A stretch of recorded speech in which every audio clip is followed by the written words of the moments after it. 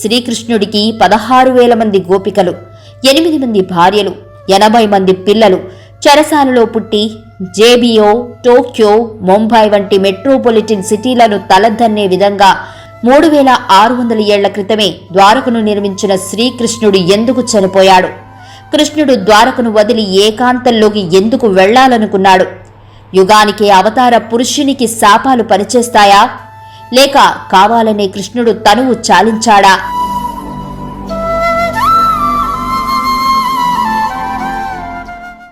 Welcome to wonders inside.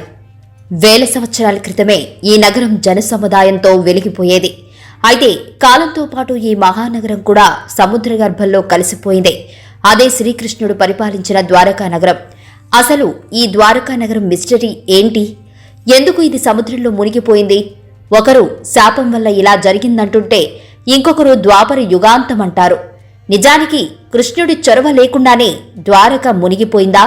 తన కష్టంతో సముద్రుడి సహాయంతో నిర్మించిన ద్వారకను మళ్లీ కృష్ణుడి మరణానంతరం సముద్రుడే ముంచేయటానికి గల కారణమేంటి? విషాదాంతంగా మారిన కృష్ణుడి జీవిత చరిత్ర అవేంటో తెలుసుకోవాలంటే ఈ వీడియో చూడాల్సిందే.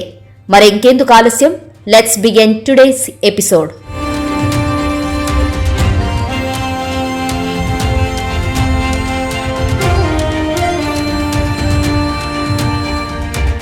ద్వారక ద్వాపర యుగంలో శ్రీకృష్ణుడు పాలించిన మహానగరం. ఇది యాదవుల రాజధాని. అనంత సామ్రాజ్యంలో ఒక నగరం ద్వారక. ఒక సముక్త రాజ్య సమాహారం ఇది. అంధకులు, మృష్టులు, భుజలు ఈ రాజ్య సమాహారంలో ముఖ్యులు. ఈ ద్వారకను పాలించిన వారిలో యాదవులు, దసరాస్, మాధవులు, ఇక్కడ ఉన్న ముఖ్యమైన వారిలో దశరథుడు, శ్రీకృష్ణుడు, బలరాముడు, సాత్వికి, కృతవర్మ, ఉద్ధవుడు, అక్రూరుడు, ఉగ్రశ్రేణుడు మొత్తం కలిపి అందమైన ఒక ద్వారక మహానగరం. ఇది ఇప్పుడు సముద్ర గర్భంలో ఉంది. భారత ఇతిహాసాల బలాన్ని చేకూర్చే ఆనవాళ్లు ఎన్నో ఇప్పటికీ అక్కడ పదిలంగానే ఉన్నాయి. ఇంతకీ శ్రీకృష్ణుడు పాలించిన ఈ నగరం ఎందుకు నీట మునిగింది? అందుకు గల కారణాలేంటి? ద్వారక సముద్ర గర్భంలోకి చేరకముందు అక్కడ ఏం జరిగింది?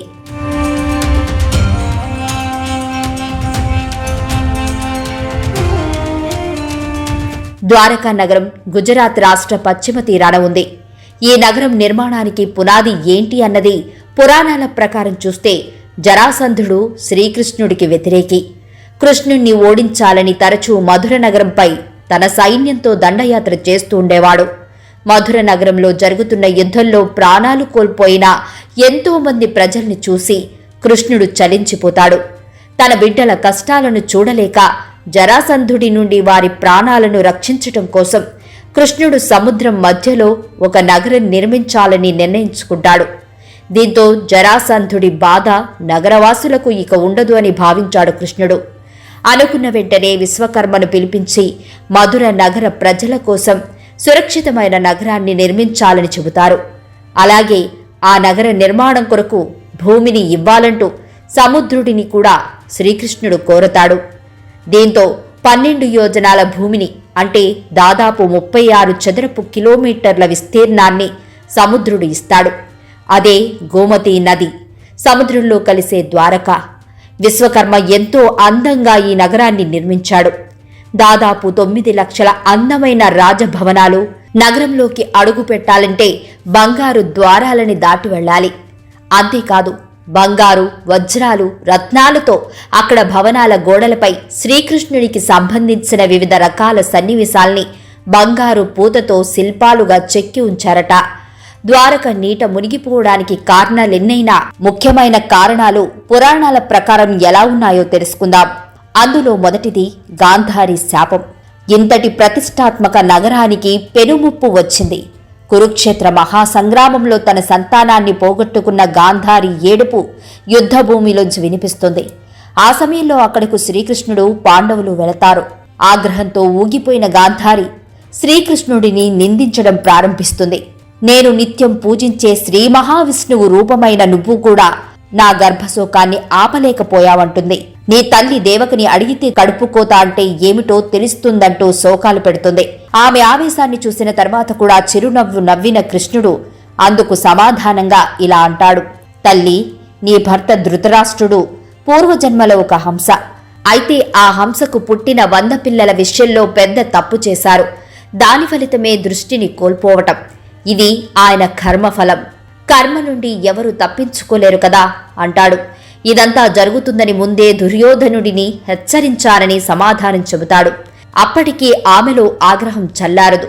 నాకున్న విష్ణు భక్తి నిజమైతే, నా పతి భక్తిలో ఎలాంటి లోపం లేకపోతే సరిగ్గా 36 ఏళ్లకి నువ్వు మరణిస్తావని శాపమిస్తుంది. అంతేకాదు, యాదవులంతా కొట్టుకు చనిపోతారు. ద్వారక నీట మునిగిపోతుందంటుంది. అప్పటికి కాని ఆమె ఆవేశం చల్లారలేదు. ఆ తరువాత వెంటనే తాను చేసిన తప్పు తెలుసుకుని కృష్ణుడి పాదాలపై పడి ఏడుస్తుంది. కాని ఆ శాపాన్ని అంగీకరిస్తున్నా అని చెబుతాడు కృష్ణుడు. ఈ శాప ఫలితంగానే కృష్ణుడు ద్వారకను 36 ఏళ్లు మాత్రమే పాలించాడు. ద్వారక మళ్లీ సముద్రమట్టం అవుతుందని ఇదే విషయాన్ని శ్రీకృష్ణుడు అర్జునుడితో కూడా చెప్పినట్లు పురాణాలు చెబుతున్నాయి.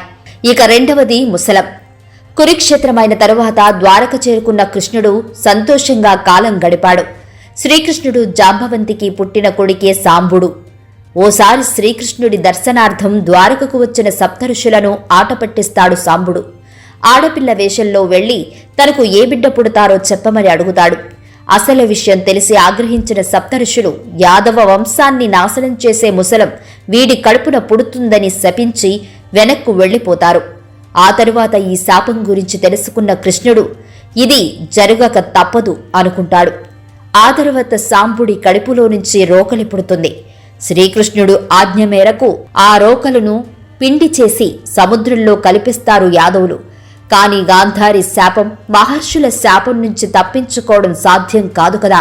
రోకలి పుట్టినప్పటి నుంచి ద్వారకలోని వాతావరణం మారిపోతుంది. ఊహించని ఉత్పాతాలు చుట్టుముట్టడం మొదలుపెట్టాయి. రాత్రివేళ్లలో చిలుకలు గుడ్లగూబల్లా అరవడం, పగలు మేకలు నక్కల్లా అరవడం, ఆవులకు గాడిదలు, ముంగీసలకు ఎలుకలు పుట్టడం జరిగింది. శ్రీకృష్ణ బలరామ సోదరులు మినహా మిగిలిన యాదవులంతా ఒకరినొకరు హింసించుకోవడం మొదలుపెట్టారు. స్త్రీలు సిగ్గు విడిచి సంచరించారు. అప్పుడే వండిన ఆహార పదార్థాల్లోంచి పురుగులు వచ్చాయి. ఎక్కడ చూసినా అశుభ సూచనాలే. ఇక గాంధారి సప్తఋషుల శాపం ఫలించే సమయం వచ్చేసిందని కృష్ణుడికి అర్థమైంది. సముద్ర తీరంలో చనిపోవడం ఉత్తమమని భావించిన కృష్ణుడు జాతరకు అందరూ తరలి రావాలని పిలుపునిచ్చాడు. అవసరమైన ఆహార పదార్థాలు తీసుకుని జాతరకు వెళ్లారు ద్వారకవాసులు. అందరూ సముద్రం వద్దకు చేరుకోగా బలరాముడు అరణ్యాలకు వెళ్లిపోతాడు. రాజు అయిన కృష్ణుడి ఎదురుగానే పానీయాలు సేవించడం, వాదనలకు దిగడం మొదలుపెట్టారు. ప్రద్యుమ్నుడు, కృతవర్మ, సాత్యకి వీళ్లంతా ఒకరినొకరు ఎగతాళి చేసుకున్నారు. వాగ్వాదం పెరిగి కృతవర్మ తల నరికేశాడు సాత్యకి.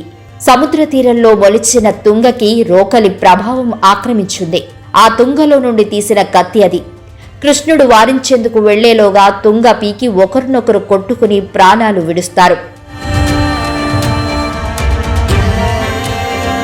మూడవది ద్వాపర యుగాంతం. ప్రాణాలతో మిగిలిన దారకుడు బ్రభ్రుడిని తీసుకుని బలరాముడు వెళ్లిన మార్గంలోనే కృష్ణుడు వెళ్లిపోయాడు. ఆ తరువాత కృష్ణుడి కాలుని పక్షిగా భావించి వేటగాడు బాణం వేయడం, కృష్ణావతారం చాలించడం జరిగింది.